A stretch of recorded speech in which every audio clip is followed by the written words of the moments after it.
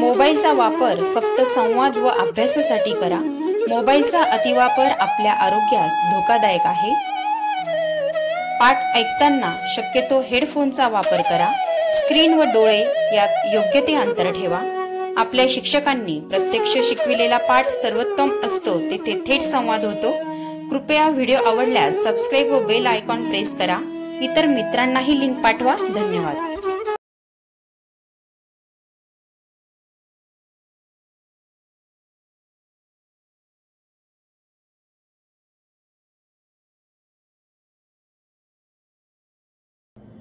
नमस्कार विद्यार्थी मित्रांनो, मागील इयत्तांमध्ये शिकलेल्या या काही प्रश्नांची उत्तरं जर आपल्याला मिळवता येतात का ते तपासून बघा। अन्न पदार्थ आणि त्यातील पोषक तत्व ही शरीरासाठी कशी उपयुक्त ठरत असतात? आपल्या शरीरासाठी संतुलित आहार घेणं का महत्त्वाचं आहे? आपल्या शरीरामध्ये असणारे स्नायू हे कसं काम करत असतात? आपण अन्न खाल्ल्यानंतर पाचक रसांचं महत्त्व काय आहे? किंवा पचन झाल्यानंतर टाकाऊ पदार्थ शरीराच्या बाहेर टाकून देण्यासाठी कोणती यंत्रणा काम करत असते? शरीरामध्ये रक्ताभिसरण संस्था कशी चालत असते? विद्यार्थी मित्रांनो, ह्या सगळ्या प्रश्नांची उत्तरं जर शोधण्याचा प्रयत्न केला तर हे जीवन प्रक्रियेशी संबंधित आहे, तुमच्या लक्षात आलं असेल। मग आज आपण सजीवातील जीवन प्रक्रिया भाग 1 हा इयत्ता 10वीचा पाठ आपण शिकणार आहोत। त्यामध्ये सजीव आणि जीवन प्रक्रिया हा एक महत्त्वाचा मुद्दा आहे। त्यानंतर काही अन्न घटक आणि त्यापासून मिळणारी ऊर्जा हा मुद्दा आहे। सजीव ऊर्जा निर्मिती कशा पद्धतीने करत असतात आणि त्यानंतर सजीवांमध्ये पेशी विभाजन कसे होते आणि पेशी विभाजनाचे महत्त्व काय आहे, या सगळ्यांचा अभ्यास आपण सजीवातील जीवन प्रक्रिया भाग 1 या पाठामध्ये करणार आहोत। आपण पहिला मुद्दा घेऊया, सजीव आणि जीवन प्रक्रिया। मानवी शरीराचे कार्य व्यवस्थित चालू राहण्यासाठी मानवी शरीरातील अनेक प्रकारच्या संस्था अविरतपणे म्हणजे न थांबता काम करत असतात। त्यामध्ये पचन संस्था आहे, श्वसन संस्था आहे, रक्ताभिसरण संस्था आहे, चेता संस्था, उत्सर्जन संस्था, ह्या सगळ्या संस्था आणि यासोबत शरीराचे अंतर्गत आणि बाहेरील अवयव यांचे कार्य स्वतंत्रपणे परंतु सर्वांच्या समन्वयातून करत असतात। ही सर्व यंत्रणा प्रत्येक सजीवामध्ये कमी अधिक प्रमाणात समान पद्धतीने कार्य करत असते। यासाठी त्यांना अखंडपणे ऊर्जेच्या स्रोतांची आवश्यकता असते। मग हे ऊर्जेचे स्रोत येतात कुठून? तर विविध प्रकारचे जीवनसत्व असलेले खनिजांचे स्रोत किंवा स्निग्ध पदार्थ किंवा प्रथिनांचे स्रोत असलेले पदार्थ, यामध्ये प्रत्येक पेशीमध्ये असलेल्या तंतुकणिकांच्या मदतीने ही ऊर्जा मिळवली जाते। ऊर्जा निर्मितीस फक्त अन्न घटकच लागतात असं नाही, तर त्यासाठी ऑक्सिजनची पण आवश्यकता असते। हे सर्व घटक परिवहन संस्थेमार्फत पेशींपर्यंत पोहोचवले जातात। नियंत्रण संस्थेच्याही सर्व प्रक्रियेवर नियंत्रण असते। म्हणजेच ऊर्जा निर्मितीसाठी प्रत्येक जीवन प्रक्रिया आपापल्या परीने हातभार लावत असते। या सर्व प्रक्रियांच्या कार्यासाठीही ऊर्जेची गरज आवश्यक आहे। आपण आणि इतर प्राणी फळे आणि भाजीपाला सेवन करतो। वनस्पती स्वतःचे पोषण स्वतः करतात, यासाठी ते अन्न निर्मिती करतात। काही अन्न ते स्वतः वापरतात आणि उरलेले अन्न त्या वनस्पतीच्या फळं, पान, खोड किंवा मूळ यामध्ये साठवून ठेवतात। ह्या सर्व वनस्पतीजन्य पदार्थांचे आपण सेवन करतो आणि त्यापासून विविध पोषक द्रव्य म्हणजेच कार्बोहायड्रेट्स अर्थात कर्बोदके, प्रथिने, स्निग्ध पदार्थ, जीवनसत्व, खनिज मिळवतो। यासाठी आपण कोणकोणत्या प्रकारचे अन्नपदार्थ खातो बरं?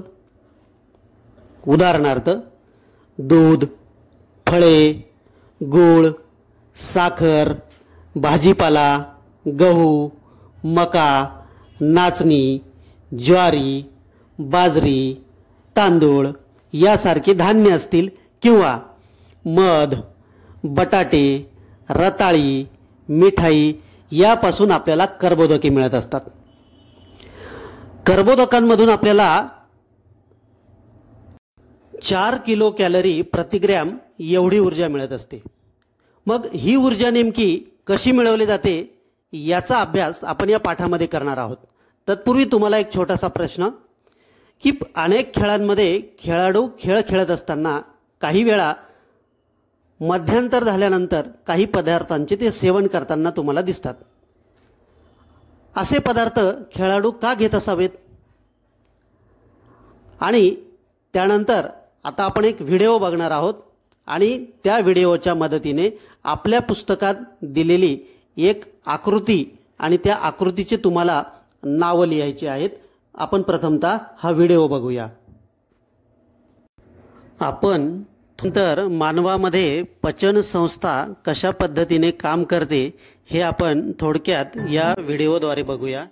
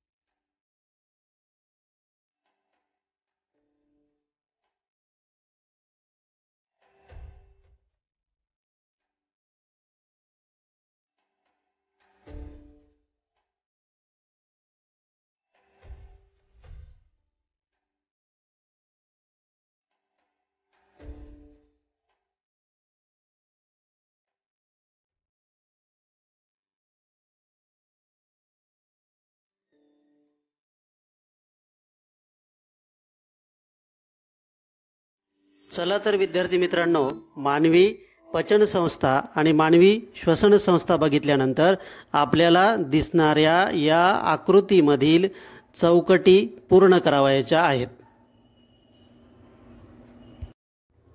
विद्यार्थी मित्रांनो, आपण जे अन्नपदार्थ खातो त्यातील प्रामुख्याने कर्बोदकांचा उपयोग हा आपणास ऊर्जा मिळवण्यासाठी केला जातो.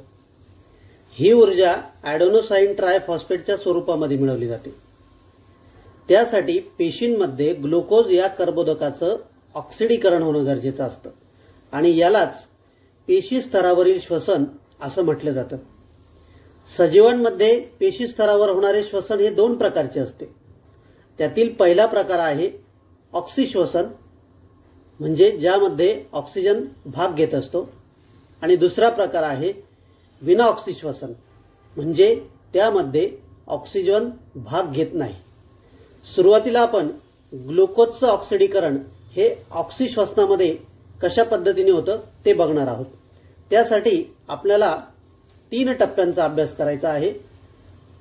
आपण सेवन केलेल्या अन्नाचं रूपांतर साध्या ग्लुकोजमध्ये होते, त्यावर काही क्रिया होऊन नंतर ते रक्तामध्ये शोषले जाते. सुरुवातीला मिळालेल्या ग्लुकोजपासून लगेच ऊर्जा मिळते असं होत नाही. त्यासाठी ग्लुकोजचं विघटन होणं गरजेचं असतं. पेशीद्रव्यामध्ये घडणाऱ्या या प्रक्रियेमध्ये ग्लुकोजच्या एका रेणूचं रूपांतर टप्प्याटप्प्याने विघटन होऊन ॲसेटिल कोएन्झाईम ए मध्ये सुरुवातीला त्याचं रूपांतर आपल्याला झालेलं दिसतं. ॲसेटिल कोएन्झाईमचे रेणू तंतुकणिकांमध्ये जातात. त्यावर ट्राय कार्बोक्झिलिक आम्लचक्र म्हणजेच क्रेब चक्र ही चक्रीय अभिक्रिया त्यावर राबवली जाते.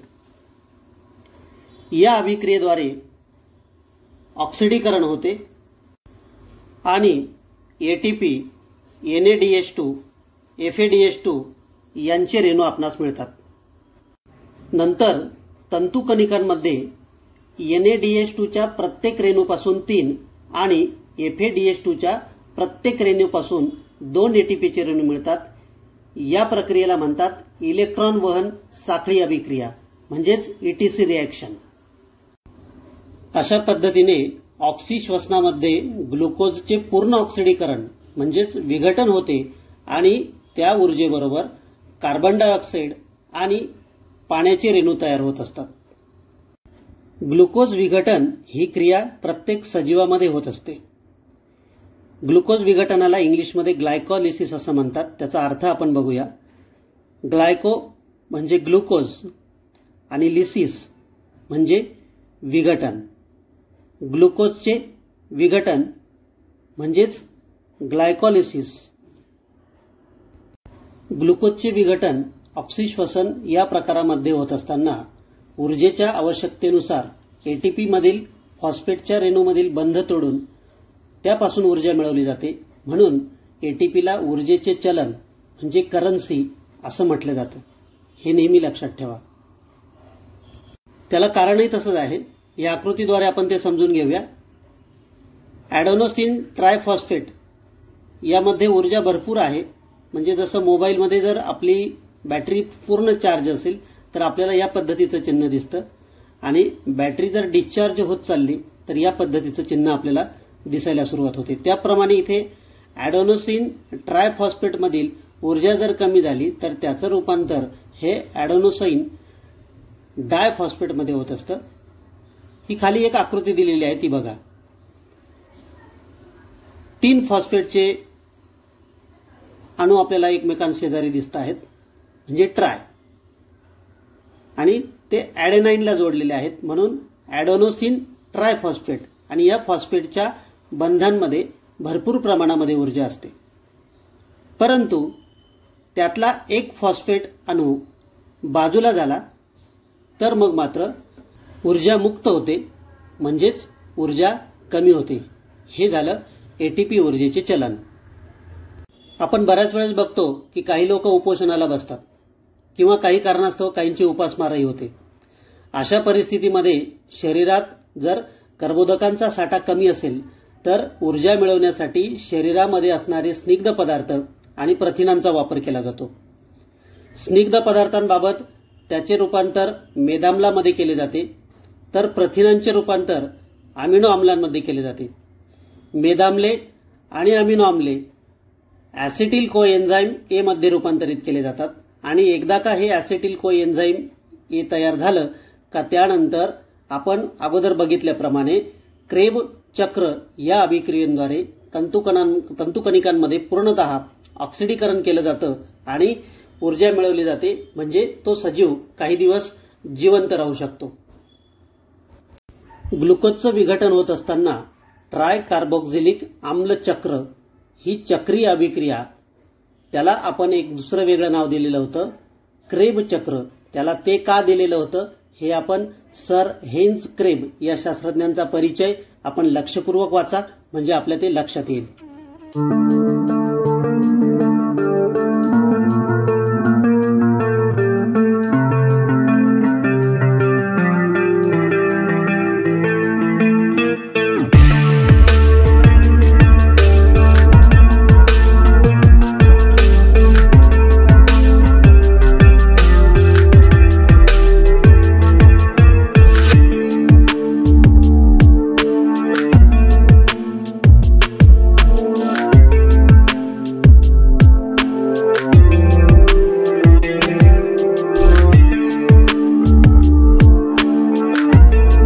ऑक्सिश्वसन करणाऱ्या सूक्ष्मजीवांची ऊर्जा निर्मिती कशा पद्धतीने होते ते बघूया. काही सजीव ऑक्सिजनच्या सानिध्यामध्ये राहू शकत नाही. उदाहरणार्थ अनेक जीवाणू. अशा सजीवांना ऊर्जा मिळवण्यासाठी विना ऑक्सिश्वसनाचा अवलंब करावा लागतो. विना ऑक्सिश्वसनाचे ग्लुकोज विघटन म्हणजे जसं आपण अगोदर बघितलं ग्लायकॉलिसिस आणि किण्वन म्हणजे फर्मेंटेशन हे 2 टप्पे असतात. त्यात ग्लुकोजचे अपूर्ण विघटन होऊन कधीकधी कमी ऊर्जा मिळत असते. या प्रक्रियेमध्ये ग्लुकोज विघटनातून तयार झालेले पायरुव्हिक आम्ल काही विकरांच्या मदतीने इतर कार्बनी आम्लांमध्ये किंवा अल्कोहोलमध्ये रूपांतरित केले जातात. यालाच किण्वन म्हणजेच फर्मेंटेशन असं म्हणतात. काही वनस्पती आणि प्राणी ऑक्सिजनच्या सानिध्यामध्ये राहू शकणारे सूक्ष्मजीव सुद्धा त्यांच्या सभोवताली जर ऑक्सिजनच्या वायूची पातळी कमी झाली तर त्यावेळी देखील ऑक्सिश्वसनाऐवजी विना ऑक्सिश्वसनाचा अवलंब करावा लागतो। उदाहरणार्थ, बीजांकुरणाच्या वेळी जमीन पाण्याखाली बुडाली तर बीजे विना ऑक्सिश्वसन करतात। तसंच आपण व्यायाम करताना आपल्या मांसपेशी म्हणजे स्नायू हे विना ऑक्सिश्वसन करतात। त्यामुळे आपल्या शरीरामध्ये कमी ऊर्जा तयार होऊन लॅक्टिक आम्ल वापरलं जात नसल्याने ते आपल्या शरीरात साठत राहतं आणि मग आपल्याला थकल्यासारखं वाटतं। जर हे जास्त प्रमाणामध्ये साठलं तर आपल्या पायाचा घोटा किंवा गुडघे किंवा कोपर म्हणजे ज्या ठिकाणी सांधे आहेत हे दुखण्याला सुरुवात होत असते आणि अधिक थकल्यासारखं आपल्याला वाटत असतं। पुढे आपणास काही चौकटी देत आहे, त्या लक्षपूर्वक वाचा।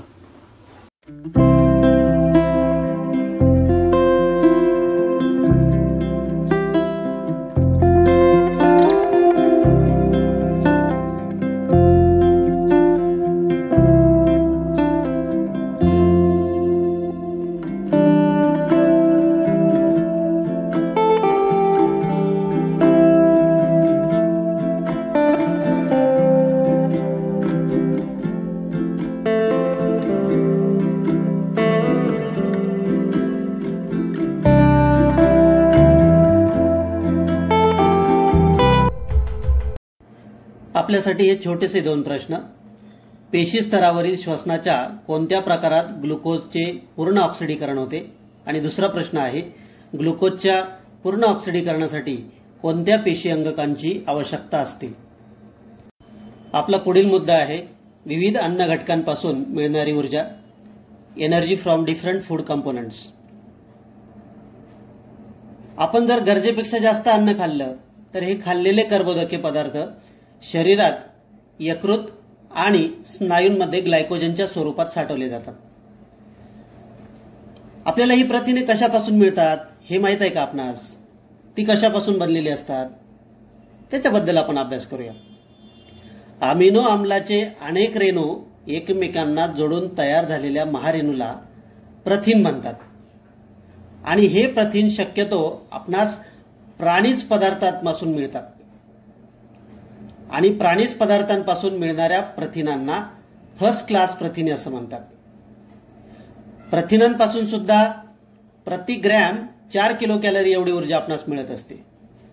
प्रथिनांचे पचन झाल्यानंतर अमिनो आम्ले तयार होतात। ही अमिनो आम्ले शरीरामध्ये शोषली जातात आणि रक्ताद्वारे प्रत्येक अवयव आणि पेशींपर्यंत पोहोचवली जातात। वेगवेगळे अवयव आणि पेशी त्या अमिनो आम्लापासून त्यांना अथवा शरीराला आवश्यक असलेली प्रथिने तयार करतात। याची काही उदाहरणे आपल्याला या पुढच्या आकृतीमधून स्पष्ट होतील। आपल्या शरीराच्या त्वचेमध्ये मेलेनिन रंगद्रव्य आणि केराटिन तयार होत असते। हाडांमध्ये ऑस्मिन तयार होते, तर पेशीमध्ये प्रद्रव्य पटलातील प्रथिने किंवा वेगवेगळ्या प्रकारची विकरे तयार होत असतात। स्वादुपिंडामध्ये इन्शुलिन निर्मिती किंवा ट्रिप्सिन निर्मिती होत असते। इन्शुलिनची निर्मिती होणं कमी झालं तर आपल्याला मधुमेहाचा त्रास होऊ शकतो। पीयूषिका ग्रंथींमध्ये विविध संप्रेरके तयार होत असतात, तर स्नायूंमध्ये ॲक्टिन आणि मायोसिन ही लवचिक प्रथिने तयार होत असतात। रक्तामध्ये हिमोग्लोबिन, प्रतिपिंडे इत्यादी तयार होत असतात। गरजेपेक्षा जास्त सेवन केलेल्या प्रथिनांपासून मिळालेली अमिनो आम्ले शरीरात साठवून ठेवली जात नाहीत हे नेहमी लक्षात ठेवा। त्यांचे विघटन तयार करून त्यातून तयार झालेले अमोनिया शरीराबाहेर टाकून दिला जातो। गरज असेल तर प्रथिनांचे रूपांतर दुसऱ्या उपयोगी पदार्थांमध्ये जसे की ग्लुकोनिओजेनेसिस प्रक्रियेद्वारे ग्लुकोजमध्ये केले जातात। वनस्पती स्वतःला लागणारी अमिनो आम्ले खनिजांपासून नव्यानेच तयार करतात आणि त्यापासून विविध प्रकारची प्रथिने तयार करतात। वनस्पती पेशींच्या हरित लवकांमध्ये असलेल्या रुबिस्को नावाचे विकर म्हणजे निसर्गामध्ये सर्वात जास्त प्रमाणात आढळणारे प्रथिन होय, हे नेहमी लक्षात ठेवा। थोडंसं आठवून बघा, आपल्याला स्निग्ध पदार्थ कशा कशापासून मिळतात?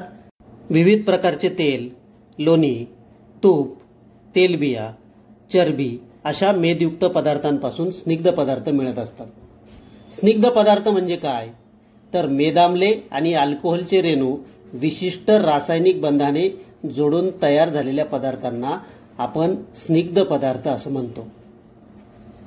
आपण सेवन केलेल्या स्निग्ध पदार्थांचं पचन होतं आणि त्याचं नंतर रूपांतर मेदाम्ल आणि अल्कोहोलमध्ये होत असतं. मेदाम्ले शरीराद्वारे शोषून घेतली जातात, नंतर ती सर्वत्र पोहोचवली जातात आणि वेगवेगळ्या पेशी त्यापासून त्यांना आवश्यक असलेले पदार्थ तयार करतात. उदाहरणार्थ, पेशींचे प्रद्रव्य पटल तयार करण्यासाठी फॉस्फोलिपिड नावाचे रेणू आवश्यक असतात. ते मेदाम्लांपासून तयार केले जातात.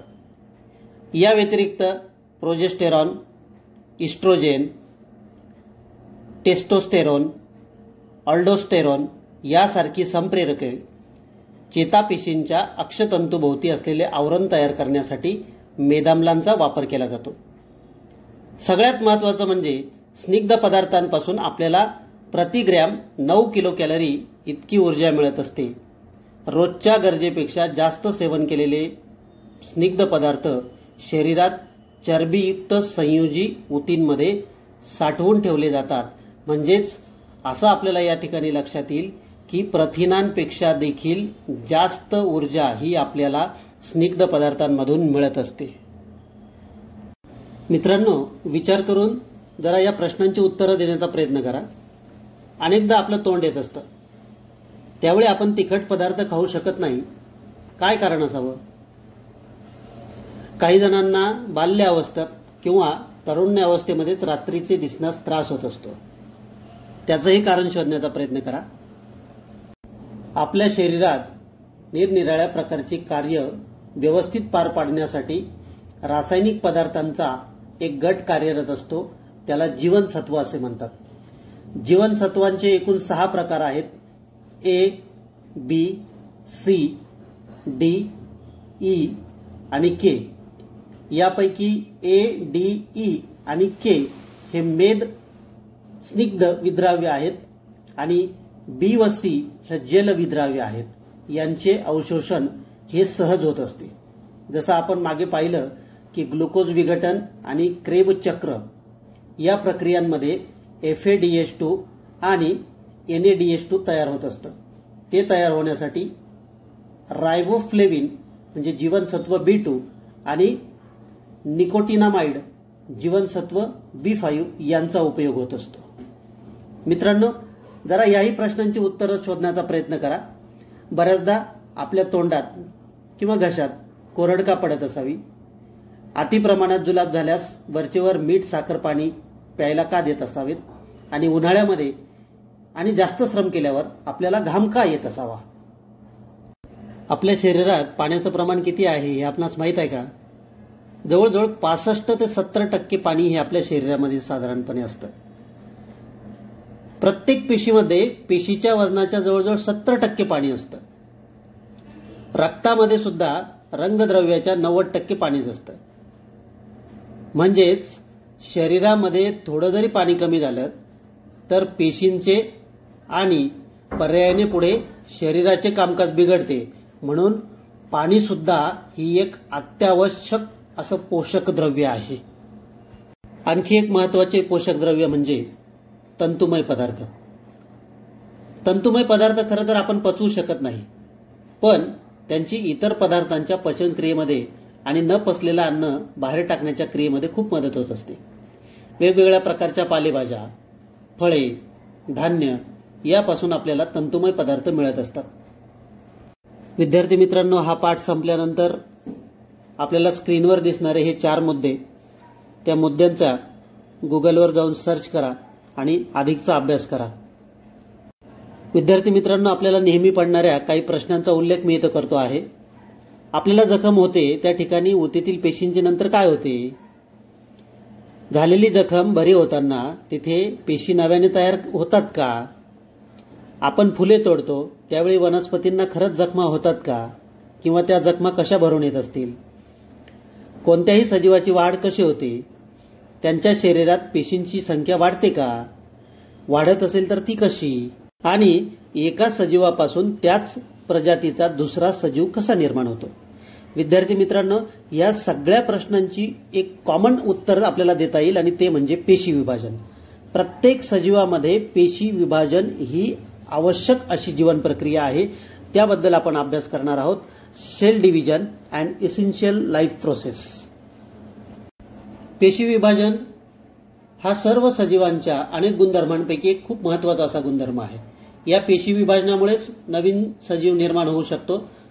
बहुपेशीय सजीवांच्या शरीराची वाढ या पेशी विभाजनामुळेच होऊ शकते आणि शरीराची झालेली झीज भरून काढता येणं हे सुद्धा या पेशी विभाजनामुळे शक्य आहे. पेशी विभाजनाचे 2 प्रकार आहेत. पहिला आहे सूत्री विभाजन आणि दुसरा आहे अर्धगुणसूत्री विभाजन. विद्यार्थी मित्रांनो, आपलं विज्ञानाचं पुस्तक डोळ्यासमोर ठेवा. आपलं विज्ञानाचं पुस्तक समोर ठेवून आता पुढे आपणास एक व्हिडिओ दाखवणार आहे. ह्या व्हिडिओमध्ये या दोन्हीही पद्धतीचं वर्णन केलं जाणार आहे. व्हिडिओ फक्त दाखवणार आहे, याचं वर्णन मात्र आपण स्वतःहून मनातल्या मनात करण्याचा प्रयत्न करा, म्हणजे तुम्हाला ते लिहिता देखील छान येईल. तर पुढील व्हिडिओ बघा आणि प्रश्नांची उत्तरं मिळवण्याचा प्रयत्न करा आणि वर्णन करा.